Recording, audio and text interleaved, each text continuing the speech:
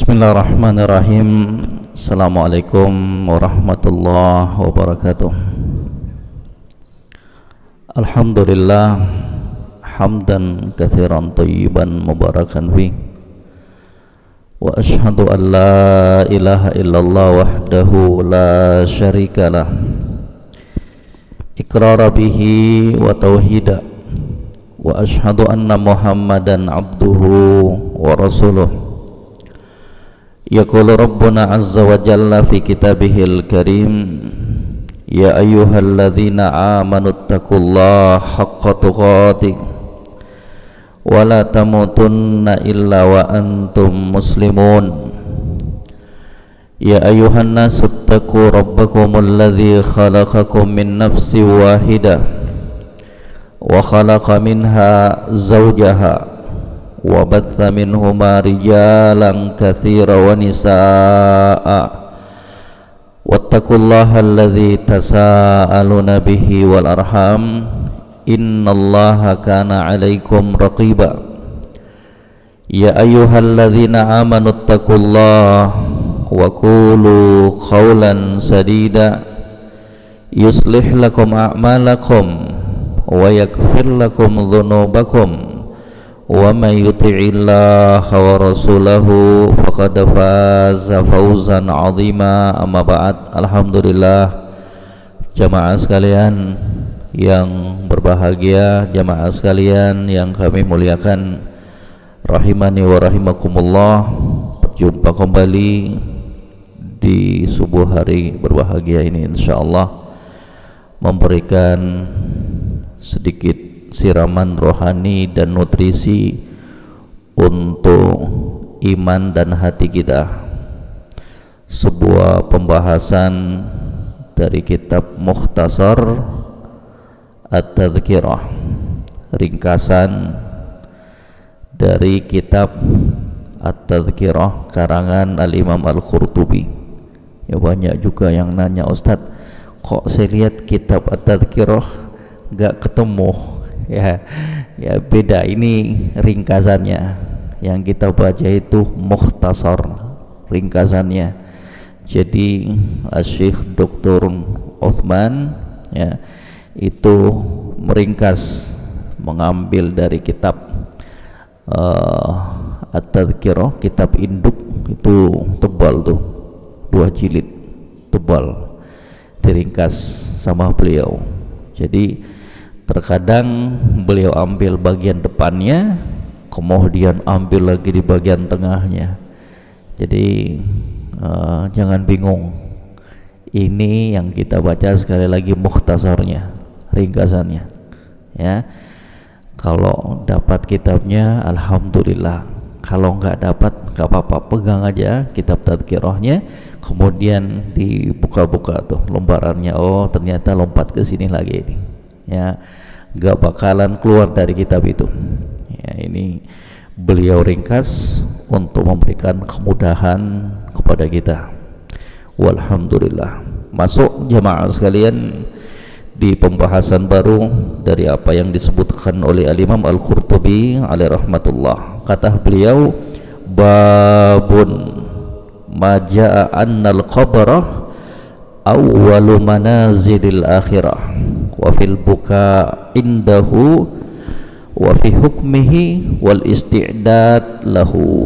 Bab pembahasan bahwasanya kuburan itu adalah fase dan persinggahan pertama untuk kehidupan akhirat.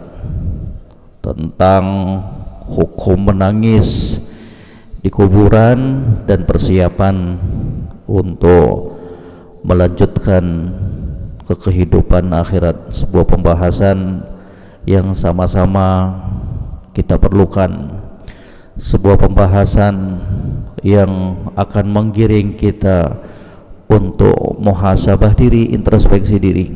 Kata Umar bin Al-Khattab radhiyallahu ta'ala an, hasibu anfusakum qabla an tuhasabu.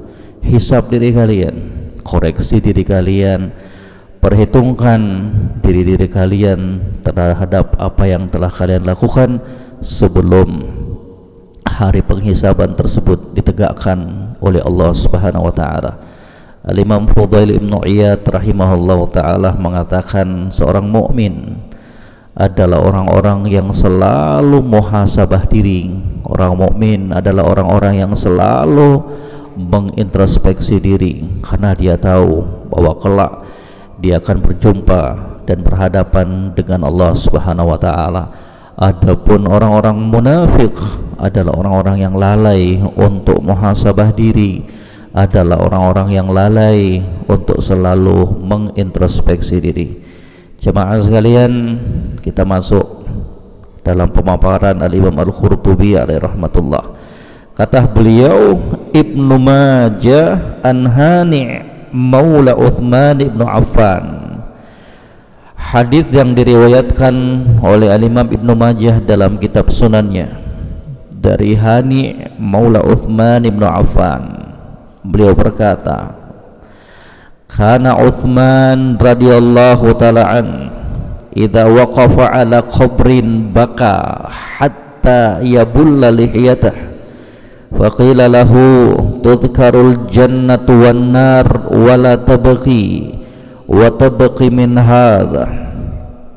Kata Hani Maula Utsman bin Affan yang meriwayatkan athar ini, kata beliau adalah sosok Utsman ibnu Affan radhiyallahu ta'ala, sosok sahabat yang mulia, sosok sahabat yang merupakan salah satu khalifah pemimpin setelah wafatnya Nabi sallallahu alaihi wasallam. Beliau ini Utsman ibnu Affan ketika berdiri di hadapan kuburan baka, nangis beliau hatta yabulla lihiyatah, sampai jenggotnya itu penuh dengan tetesan air mata, nangis sejadi-jadinya. Faqilalah, maka orang-orang yang melihat apa yang terjadi pada diri Utsman radhiyallahu ta'ala ketika beliau berdiri di hadapan kuburan tersebut sampai menangis, jenggotnya penuh dengan air mata, maka orang-orang pun mengatakan tudkarul jannah wan nar wala tabqi wa tabqi min hadha. Kok ketika diceritakan, kok ketika diinformasikan tentang surga dan neraka engkau enggak menangis, tapi giliran engkau melihat kuburan kok engkau menangis wahai Utsman? Qala inna Rasulullah sallallahu alaihi wasallam qala. Kemudian Utsman radhiyallahu ta'ala pun menjelaskan, memberikan keterangan sebab menangisnya dia ketika melihat kuburan tersebut. Kata beliau, sesungguhnya Nabi sallallahu alaihi wasallam pernah bersabda. Ternyata Utsman radhiyallahu ta'ala pernah mendengarkan sebuah hadis dari Nabi sallallahu alaihi wasallam. Ternyata inilah sebab yang menjadikan Utsman radhiyallahu ta'ala itu menangis ketika berdiri di hadapan kuburan. Kata beliau, innal qabr, Nabi sallallahu alaihi wasallam bersabda, sesungguhnya kuburan itu awwalu manazilil akhirah, persinggahan pertama, fase pertama di dalam melanjutkan kehidupan akhirat. Ingat jemaah sekalian, bahwa setelah kita diwafatkan oleh Allah Rabbul Alamin bukan berarti semua urusan selesai. Ingat jemaah sekalian yang kami muliakan rahimahullah ta'ala, ketika Allah Subhanahu wa ta'ala mencabut nyawa kita, mematikan kita, ketika ajal tersebut datang menjumpai kita, bukan berarti semua sudah selesai. Tidak, bahwa kehidupan setelah kematian itu ada, dan itu adalah perkara yang wajib untuk kita imani, dan itu adalah perkara yang harus betul-betul kita persiapkan untuk menjalaninya kelak.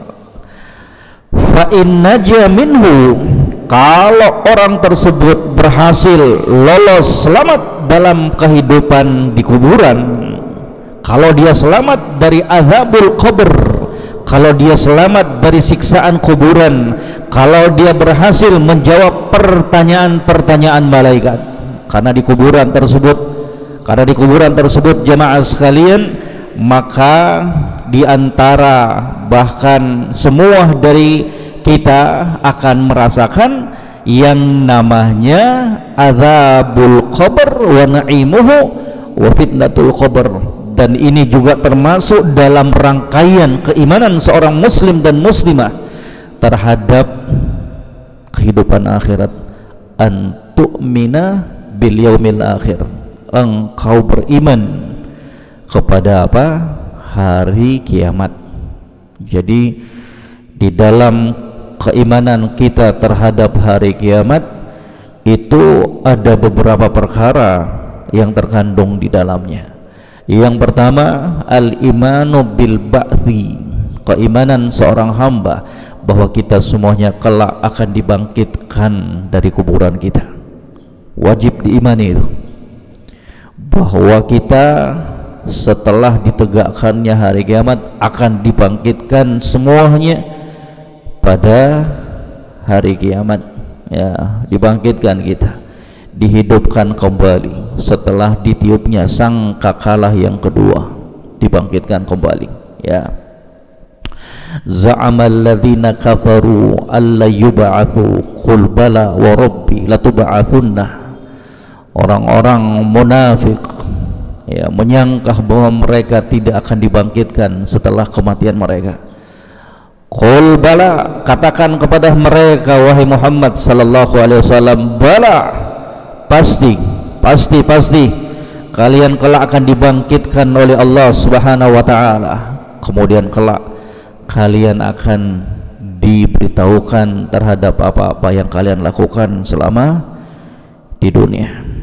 Thumma innakum ba'da dzalika lamayyitun thumma innakum yaumal qiyamati tub'atsun. Demikian kata Allah Rabbul Alamin dalam surah Al-Mu'minun. Thumma innakum ba'da dzalika lamayyitun. Kemudian setelah hidup kalian akan merasakan kematian. Siapapun dia, selama dia makhluk yang bernyawa, pasti akan memapet, pasti akan wafat, pasti akan meninggal. Thumma innakum yaumal qiyamati tub'atsun, dan kemudian kalian pada hari kiamat akan dibangkitkan kembali. Satu, itu bagian dari keimanan terhadap hari kiamat. Al-imanu bil ba'ts, harus beriman kita bahwa kelak kita akan dibangkitkan oleh Allah Subhanahu wa taala. Atsani al-iman bil hisab wal jaza, harus beriman bahwa kita akan menjalani fase al-hisab, fase di mana amalan-amalan kita akan dihitung. In khairan fa khairun wa in syarran fa syarrun. Kalau amalan kita baik, kebaikan pula yang akan kita rasakan. Kalau amalan kita jelek, maka itu pula yang akan kita petik hasilnya pada hari kiamat. Allah enggak pernah menzalimi hambanya. Apa yang kita rasakan pada hari kiamat, itulah buah dari perbuatan kita sendiri. Inna ilaina iyabahum thumma inna alaina hisabahum. Kemudian mereka akan kembali kepada kami, kembali kepada Allah Subhanahu wa taala. Wafat kita semuanya jemaah sekalian. Thumma inna alaina hisabahum, kemudian kamilah kata Allah yang akan menghisab mereka. Man jaa bil hasanati falahu asyru amsalha wa man jaa bis sayyiati fala yujza illa mithluha. Maka barang siapa yang datang membawa kebaikan, maka Allah Subhanahu wa taala akan melipat gandakannya dengan 10 kebaikan. Wa man jaa bis sayyiati fala yujza illa mithlaha, dan barang siapa yang membawa kejelekan pada hari kiamat, maka dia tidak akan dibalas kecuali sesuai dengan perbuatannya. Subhanallah. Kemudian yang ketiga, al-iman bil jannati wan nar. Harus kita yakini pula dalam rangkaian keimanan terhadap hari kiamat harus yakin bahwa surga dan neraka itu ada, bahwa surga itu diciptakan, dipersiapkan, disediakan oleh Allah Rabbul Alamin untuk hamba-hambanya yang soleh dan taat kepadanya, dan Allah juga telah mempersiapkan neraka untuk hamba-hambanya yang membangkang kufur, ingkar kepadanya, ya. Kemudian masuk pula ya dalam keimanan terhadap hari kiamat yang disebutkan oleh para ulama, ya, al-iman bi kulli ma yakunu ba'dal maut, beriman terhadap apa-apa yang akan terjadi setelah kematian, diantaranya fitnatul qabr. Inilah yang menjadi penekanan pembahasannya kita. Kata beliau, innal qabr awwalu manazilil faman naja. Sesungguhnya kuburan itu adalah fase kehidupan pertama untuk melanjutkan kepada kehidupan akhirat. Kalau dia berhasil di kuburan, artinya apa? Dia berhasil untuk menjawab pertanyaan-pertanyaan malaikat yang dikenal dengan apa? Fitnatul qabr, fitnah kuburan. Apa artinya fitnah kuburan? Soal al-mayit ba'da dafnihi an rabbihi wan dinihi wa nabiyihi. Ini fitnah kuburan ini jamaah sekalian, yaitu pertanyaan malaikat tentang 3 perkara. Kalau sudah dikuburkan, datang malaikat nanya, man rabbuk, siapa Rabb kamu, wa madinuk, apa agama kamu, wa man nabiyuk, siapa nabi kamu. Enteng nampaknya pertanyaan ini, ya, mudah, ya, sekali lagi anak TK pun bisa jawab, tapi akan berbeda ceritanya kalau pertanyaan ini ditanya di alam kubur, ya, beda. Orang-orang yang istiqomah di atas agama Allah akan memberikan jawaban yang mantap. Tanya, man rabbuk, rabbi Allah, ya. Wah, Ustaz, saya nggak tahu bahasa Arab, gimana tuh, ya. Mudah semuanya bagi Allah, dijadikan semuanya mudah, bisa semuanya, ya. Nggak usah pikir itu bisa bahasa Arab atau enggak. Pikirkan gimana cara menjawabnya nanti. Pikirkan bagaimana persiapan kita untuk menghadap Allah Subhanahu wa ta'ala. Adapun orang munafik, adapun orang-orang kafir, fayaqul ha la adri sami'tu an-nas yaqul kadza wa kadza faqultuhu. Saya enggak tahu wahai Allah, saya coba mendengarkan manusia mengatakan ini dan itu, maka aku pun ikut-ikutan, ya. Subhanallah, ya. Maka ini bahaya jemaah sekalian, bahaya. Kata para ulama, kemudahan, kelancaran seorang hamba untuk menjawab pertanyaan-pertanyaan di alam kubur itu sangat erat kaitannya dengan keadaan dia di dunia. Tiga-tiga itu, kemudahan untuk menjawab pertanyaan di kuburan itu sangat erat hubungannya, kaitannya dengan kondisi dan keadaan kita selama di dunia. Kalau kita termasuk orang-orang yang istiqomah, kalau kita termasuk orang-orang yang mampu mengekang hawa nafsu kita untuk senantiasa taat kepada Allah dan Rasulnya, maka itu insyaallah ta'ala menjadi modal yang besar untuk kelancaran menjawab 3 pertanyaan ini. Yuthabbitullahu alladhina amanu bil qawli tsabiti fil hayatid dunya wa fil akhirah wa yudhillullahu, kata Allah Rabbul Alamin, yuthabbitullahu alladhina amanu bil qawli tsabit, sungguh kami akan mengokohkan ucapan-ucapan orang-orang yang beriman dengan ucapan yang mantap, ya, fil hayatid dunya wa fil akhirah, dalam kehidupan dunia dan akhirat. Sebagian ulama menafsirkan kehidupan akhirat itu di alam kubur ketika menjawab pertanyaan malaikat ini, Ya, itulah yang kita minta kepada Allah. Kalau berhasil jemaah sekalian, kalau berhasil jawab ini luar biasa. Fama ba'dahu aisara minhu, kata Nabi sallallahu alaihi wasallam, maka untuk proses dan fase kehidupan selanjutnya bakaran lebih mudah. Apa-apa yang kita alami di arasatul qiyamah, apa-apa yang kita alami di padang mahsyar, apa-apa yang kita alami di kehidupan dan penantian mizan, apa-apa yang kita alami ketika murur ala sirat, melewati sirat, itu akan lebih mudah lagi. Intinya selamat di kuburan tersebut, selamat ya. Kalau sudah berhasil menjawab itu, maka setelahnya kenikmatan. Itulah yang dikenal dengan apa? Naimul qabr, kenikmatan kuburan. Kuburan yang nampak mata kita 2x1, bagi kita, bagi penghuninya terasa luas, seluas mata memandang. Yang nampak bagi kita gelap, nggak ada lampu, terang buat mereka. Subhanallah. Itu apa? Kenikmatan. Itu belum seberapa, akan ada lagi kenikmatan yang lebih besar dari itu. Kenikmatan yang lebih besar yang akan dirasakan oleh orang-orang yang berhasil lolos dalam kehidupan di alam kubur, dalam kehidupan barzakhiyah. Subhanallah ya.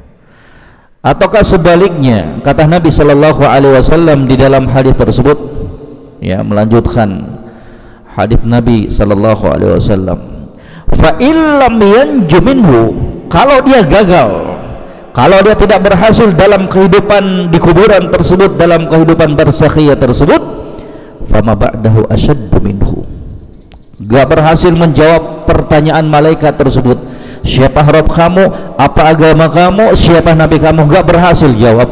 La adri, saya nggak tahu saya. Kalau nggak berhasil itu, kata Nabi sallallahu alaihi wasallam, fama ba'dahu asyaddu minhu, maka setelahnya itu lebih parah lagi. Di kuburan dapat siksa kubur ya. Di kuburan dia akan mendapatkan siksa yang disebutkan oleh Nabi sallallahu alaihi wasallam dalam hadis Zaid ibn Thabit riwayat Imam Muslim, falaula alla tudafanu lada'autullah ayusmi'akum min adzabil qabr alladhi asma'u minhu. Thumma aqbalu biwajhihi faqala ta'awwadhu billah min adzabin nar, ta'awwadhu, qalu na'udzu billahi min adzabin nar, faqala ta'awwadhu billahi min adzabil qabr, qalu na'udzu billahi min adzabil qabr. Subhanallah. Kata Nabi sallallahu alaihi wasallam, kalau sekiranya kalian itu tidak dikuburkan ya, kalau sekiranya orang-orang yang meninggal tersebut ketika mereka dikuburkan, kemudian aku berdoa kepada Allah agar kalian mendengarkan juga apa yang aku dengarkan dari siksaan yang mereka dapatkan tersebut. Subhanallah ya, orang dimasukkan di kuburan, kemudian gagal menjawab pertanyaan malaikat, kemudian disiksa. Kata Nabi, sekiranya aku diperkenankan oleh Allah untuk aku berdoa agar kalian bisa juga mendengarkan bagaimana teriakan orang-orang yang disiksa dalam kuburan tersebut, maka sungguh saya akan berdoa kepada Allah agar kalian tuh dengar bagaimana siksaan mereka. Maka kata Nabi sallallahu alaihi wasallam, hendaknya kalian berlindung diri kepada Allah dari siksa api neraka.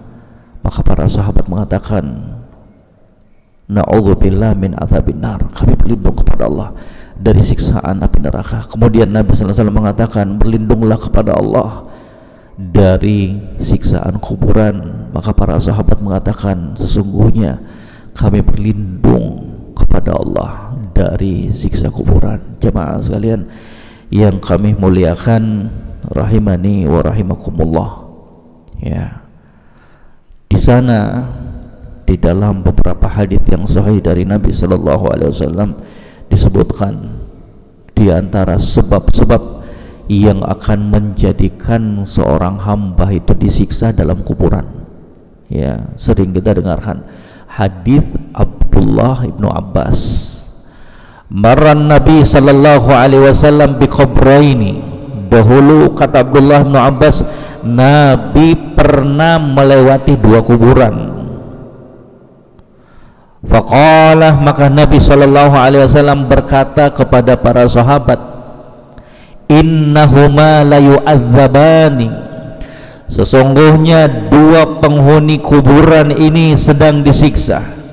Wa ma yu'adzabani fi kabirin, dan mereka disiksa, keduanya disiksa disebabkan dosa besar yang mereka lakukan. Adapun yang pertama kata Nabi sallallahu alaihi wasallam, amma ahaduhuma fakana la yastatiru minal baul. Yang pertama dari penghuni yang disiksa tersebut, ketika dia buang air kecil, dia tidak menjaga percikan air kencingnya tersebut, ngena ke badannya, kena ke pakaiannya. Ya, makanya hati-hati. Ya, jadi kalau ada di tempat-tempat umum atau kayak yang lainnya kloset kencing berdiri dengan duduk, ya pilih yang duduk lah. Ya, ya sangat miris lihat tuh. Ya, kloset-kloset ataukah tempat buang air kecil berdiri. Ya, sudah auratnya terbuka, terkadang tersingkap tanpa sadar. Kemudian yang kedua, sulit baginya untuk apa? Menjaga percikan tersebut mengenai dan kembali ke badan dan pakaiannya. Dia pakai itu untuk sholat. Ya, naudzubillah. Kemudian yang kedua kata Nabi SAW, wa ammal akhar, adapun orang yang kedua tersebut, fakana yamshi bin namimah, kerjaannya ketika hidup sering namimah, naklul kalam min qaumin ila qaumin min ajli al-ifsad, sering nukil-nukil ucapan dari satu orang ke orang lain dalam rangka untuk menumbuhkan dan menimbulkan kerusakan. Tukang adu domba, ya, gemar dia ngumpul di sini, dengarin, direkam dengan telinganya, kemudian pergi lagi ke orang lain, ya, dibenturkan, ya, biar rusak hubungan di antara kaum muslimin. Naudzubillah. Hati-hati, ya. Masuk juga dalam kategori ini al-ghibah, sebagaimana disebutkan dalam riwayat Imam Ahmad dalam musnadnya rahimahullah. Ghibah, hati-hati, ya. Banyak sekali penyebab-penyebab yang akan mengantarkan seorang hamba mendapatkan siksaan kuburan. Maka hati-hati jemaah sekalian, ya, jangan cuman fokus menjaga hubungan dengan Allah, tapi dia tidak memperhatikan hubungannya dengan sesama.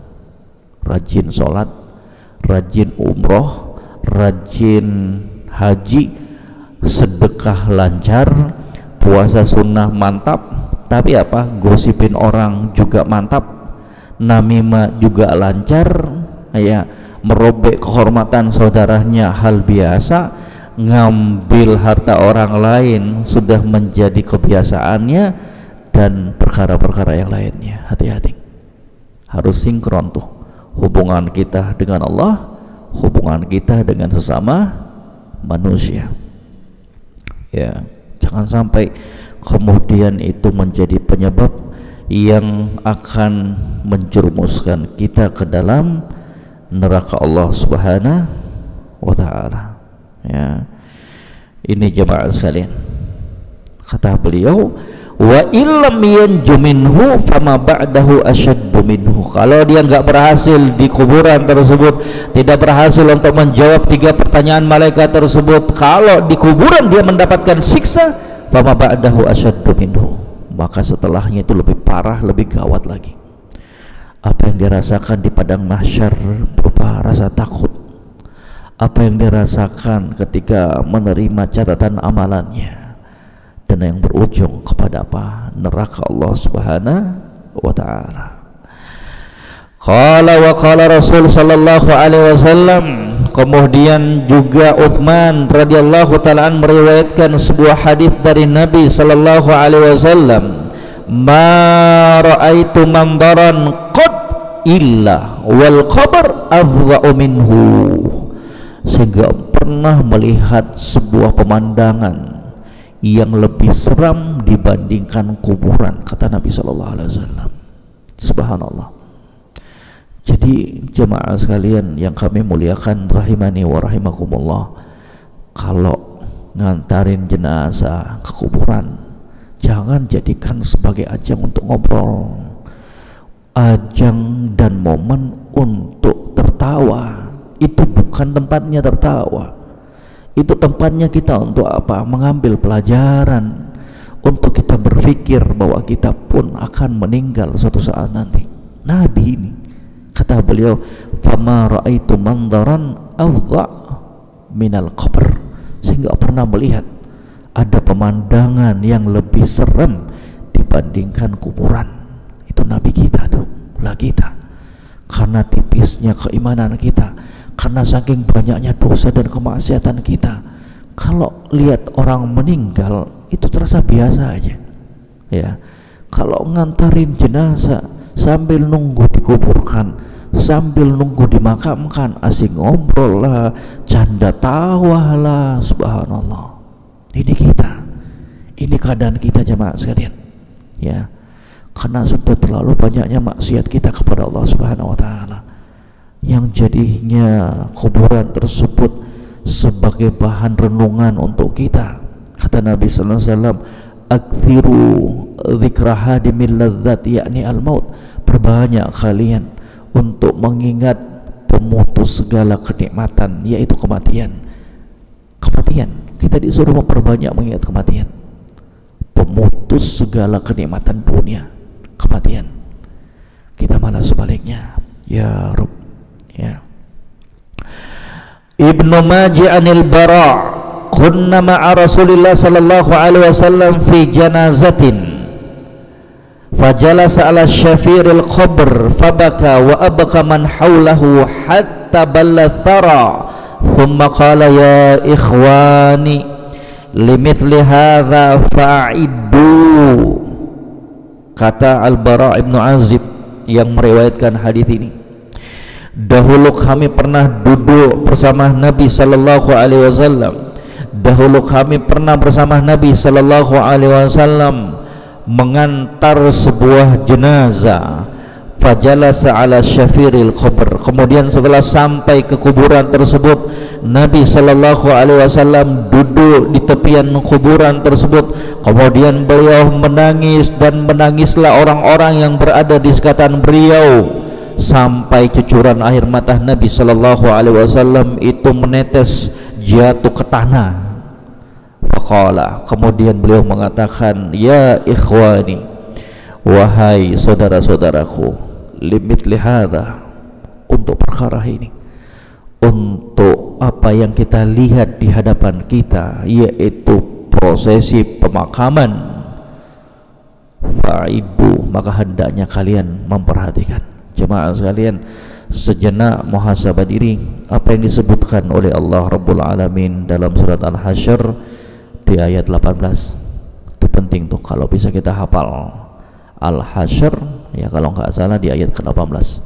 Kata Allah Rabbul Alamin, ya ayyuhalladzina amanu taqullah wal tanzur nafsum ma qaddamat lighad wattaqullah innallaha khabirum bima ta'malun wa la takunu kalladzina nasullaha fa ansahum anfusakum ulaika humul fasiqun.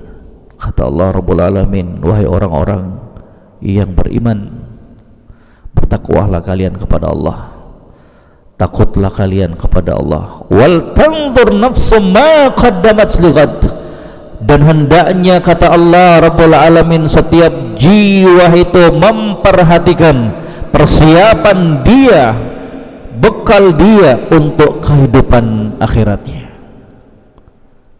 Siapkan bekalnya kita, jangan lalai. Tadi juga kita udah dengarkan tuh di bacaan imamnya kita, ya, wa ma tuqaddimu li anfusikum min khairin tajiduhu indallah. Apapun yang kalian lakukan dari kebaikan, tajiduhu indallah, niscaya kalian akan dapatkan balasannya di sisi Allah. Yakin itu. Sekecil apapun kebaikan yang kita lakukan di dunia ini, pasti akan kita dapatkan dan rasakan balasannya selama kita ikhlas karena Allah Subhanahu wa taala. Sekecil apapun dari kebaikan tersebut, jangan pernah remehkan. Demikian pula sekecil apapun dari dosa dan kemaksiatan yang kita lakukan, tidak akan pernah lepas dari pengawasan, pembalasan Allah Rabbul Alamin. Wal tanzur nafsum ma qaddamat lighad. Setiap jiwa itu hendaknya melakukan persiapan muhasabah dari apa-apa yang telah dia lakukan untuk kehidupan akhiratnya. Kalaulah selama ini jamaah sekalian, dari umur yang kita lakukan telah melakukan perbaikan, perbekalan dari amalan kebaikan, lanjutkan. Kalau itu kebaikan, lanjutkan, tambah. Kalau itu adalah dosa dan kemaksiatan, hentikan, barengi dengan istighfar dan tobat kepada Allah Subhanahu wa taala. Mari berpikir jemaah sekalian, berapa umurnya kita sekarang ini? 30, 40, 50, 60, 70. Pikir kita ini, kira-kira banyakkan mana dari umur tersebut yang telah kita pakai? Apakah dalam kebaikan, ketaatan, ataukah dalam kelalaian dan kemaksiatan kepada Allah Subhanahu wa taala? Pikir ya. Kemudian dari sisa umur ini, mari melakukan perubahan yang lebih bagus. Mari manfaatkan dan pergunakan untuk perkara yang lebih bagus. Lihat bagaimana interaksi kita, gimana kita dengan sholatnya kita, sholat 5 waktunya kita. Lihat kita dengan puasa Ramadannya kita, lihat kita dengan zakatnya kita, lihat kita dengan muamalahnya kita dengan orang tuanya kita. Lihat bagaimana hubungan kita dengan tetangga kita, dengan teman-teman kita. Lihat bagaimana selama ini kita gunakan mata kita, lihat bagaimana selama ini kita gunakan mulutnya kita, lihat gimana selama ini kita pakai dan gunakan tangan dan kakinya kita. Semuanya akan berbicara di hadapan Allah. Kalaupun kita ingkari, mulut akan ngomong, bersaksi di hadapan Allah. Mata semuanya akan bersaksi di hadapan Allah Subhanahu wa taala. Enggak akan mungkin bisa kita selamat, enggak akan mungkin untuk kita berbohong di hadapan Allah Subhanahu wa taala. Fa itu persiapkan, kata Nabi sallallahu alaihi wasallam. Ya, janganlah lalai. Ambil bagian di dunia ini. Wala tansa nasibaka minad dunya. Pergunakan, manfaatkan apa-apa yang telah Allah mudahkan dalam kehidupan dunianya kita, pakai untuk nopang kehidupan akhiratnya kita. Itu bukan goyah. Apa yang kita raih di dunia itu bukan puncak dari segala-galanya, tapi itu bagian dari apa yang akan kita persiapkan untuk kehidupan akhiratnya kita. Jangan sampai perkara-perkara dunia kemudian melalaikan kita dari ketaatan kepada Allah. Jangan sampai kita menghalalkan semua perkara untuk meraih dunia yang fana tersebut. Semoga Allah Rabbul Alamin memberikan kebaikan, keistiqomahan kepada kita semuanya, dan semoga Allah Subhanahu wa taala menjadikan kita termasuk dari orang-orang yang dimudahkan untuk menjawab ketiga pertanyaan malaikat di alam kubur tersebut. Barakallahu fikum. Ada yang bertanya? Sering lupa. Katanya, Ustaz, kok nggak pernah dibuka sesi tanya jawab? Ada yang bertanya? Alhamdulillah kalau nggak ada. Semoga yang singkat ini bermanfaat jemaah sekalian untuk kita semuanya. Wa akhiru da'wana anilhamdulillahi rabbil alamin. Subhanakallahumma bihamdik asyhadu an la ilaha illa anta astaghfiruka wa atubu ilaik. Wassalamualaikum warahmatullahi wabarakatuh. Tafadhalu, barakallahu fikum.